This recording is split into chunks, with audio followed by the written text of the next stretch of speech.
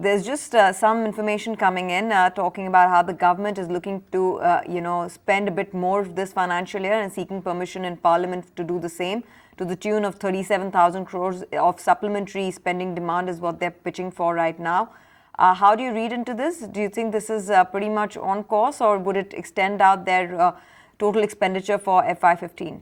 So definitely this will mean that the budgetary numbers or the revised numbers which were presented on the 28th of February would go haywire, and there would be a reason for one to believe that unless there is a corresponding increase in revenues, the overall fiscal deficit number of 4.1%, which was supposed to be the revised number for fiscal 15, is something which is going to be breached once again.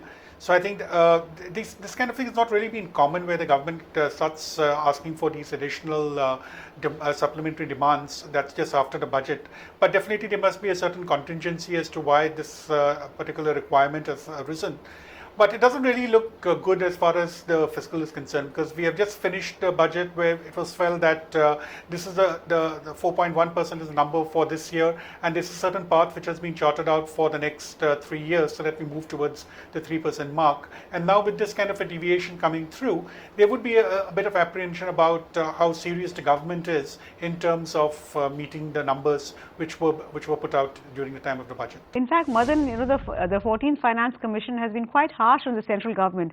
On more than one occasion, it's pointed out that actually states have been more fiscally prudent than the central government. In fact, it's repeatedly said that the union must, pay a larger part in fiscal consolidation, and how the union has repeatedly exceeded whatever target, whereas the states, by and large, contrary to what is generally believed, have been fairly fiscally prudent. Whether it is because they don't have the kind of options that the union government has remains to be seen. But the fact is that the union government, by and large, has tended to be more irresponsible. Would you stand by that criticism of the 14th Finance Commission made by the 14th Finance Commission? No, actually, I would agree with what you have said, that the states are definitely better disciplined, because in terms of the FRBM norms, I think they are fairly binding for the states. And in case there has to be any kind of deviation, there's lots of explanations which have to be made before which they can really go beyond this 3% mark. Whereas the same kind of constraints don't really exist for the center. And the center also faces more uncertainty in terms of its revenue, because there are certain kind of revenues, like you talk of disinvestment, you're talking of the spectrum sale, you're also talking of basic tax collection, which comes from, say, excise, customs and corporate, which are not really under its control. It all depends upon how the economy behaves. So they tend to be affected more significantly than the states in terms of the revenues going, not the revenue targets not being met, and they have to compromise on the expenditures, and so therefore it looks as if the center is less disciplined than the states. But the center definitely faces greater issues at a time of formulation of the budget. And I think the real solution is that whenever a budget is drawn up, the center will have to be a bit more conservative when it's drawing up its revenue targets, because normally we tend to overstate our revenue, understate the expenditure, and at the end of the year we run up into this mess where you have to force to cut expenditure in order to ensure that the fiscal deficit ratio is maintained. So it would actually make more sense that we are a bit more prudent when it comes to our expenditure, a bit more conservative when we are targeting our revenues, so that the numbers look more balanced. So instead of having expansive expenditure plans where we try and cover every possible segment, maybe look at just 4 or 5 sectors and say every year this is what we're going to target, rather than looking at each and every possible issue which comes under the domain of the government. Now we can look overseas right now. How do you look at the US employment numbers? Do you think there is a possibility of Fed raising interest rates before June, or do you think the Fed will largely stick to that timetable of June?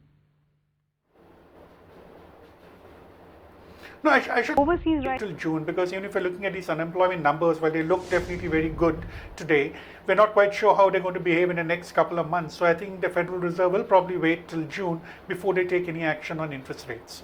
China's latest numbers on the trade front, in fact, they show that the exports have actually grown as much as 50%. Are we again getting to the pre-crisis days where China runs huge surpluses? So we have the savings, investment imbalance between the West and the East. Is that going to happen all over again? No, actually, again, we need to wait and see as to how these trends play out. Is it going to be something which is going to continue, or is it just going to be a case of a one-off case? But on the whole, I think we are looking at a situation where this kind of a threat definitely looms large as far as the world economy is concerned. And And how do you see the weakening of the Indian rupee as something desirable, or you think something that's not so desirable and the RBI should intervene to strengthen it?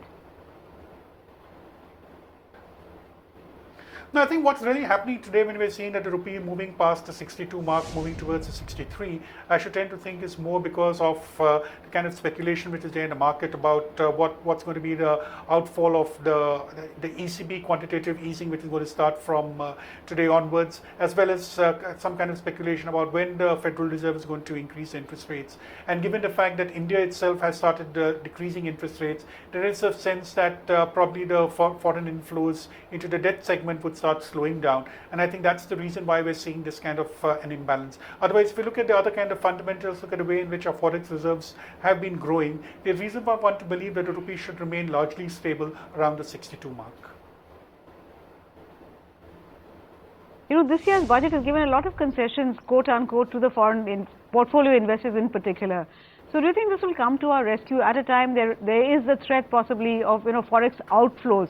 The fact that we've kind of extended withholding tax, given exemptions on MAT, and a whole host of other concessions, the composite cap, will all that ensure that FIIs stay put in India rather than turn tail? No, I should tend to think that the overall environment would be determined by what the perception really is about the Indian economy. I think what we are talking of here is more of the administrative kind of issues which are there. But I think the decision to invest would really depend upon what kind of a growth story are they looking at when they're looking at the Indian economy vis-a-vis the other emerging markets. And as of today, it does look that definitely the worst is behind us. And except for the fact that interest rates could start moving back, which could of course affect the inflows into the debt segment, the FIs should continue to remain very sanguine when it comes to the equity markets. So I should think on the whole the flows should continue, probably at a varied speed, but on the whole should remain positive for most of the months. So if the worst is behind us, what kind of IIP numbers and CPI numbers are you expecting this Thursday? No, actually, when you're looking at the IIP numbers, it's still a part of the worst which has gone by. So I don't think we're expecting more than a 0.5, 0.6% growth based on the core sector data, as well as the kind of growth we have seen in the credit market.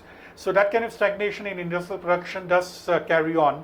And we're not really looking at a number going beyond the 3 to, maximum probably be 4% for the entire year, but more likely to be around 3%. In terms of the CPI inflation, we're looking at a slight upward movement in the prices, because I keep monitoring certain prices in the market, especially of food products, and month on month there seems to be some kind of a marginal increase. So we're looking at a number of something like 5.2%, well below the 6% number which the RBI has as a target, but still around the 5% range, not really moving in the downward direction. Find us on Facebook at facebook.com/ETNow, and don't forget to click the like button. You can also follow us on Twitter at ETNowLive. To stay updated with all our programming, hit the subscribe button on our YouTube channel by logging on to youtube.com/user/ETNow.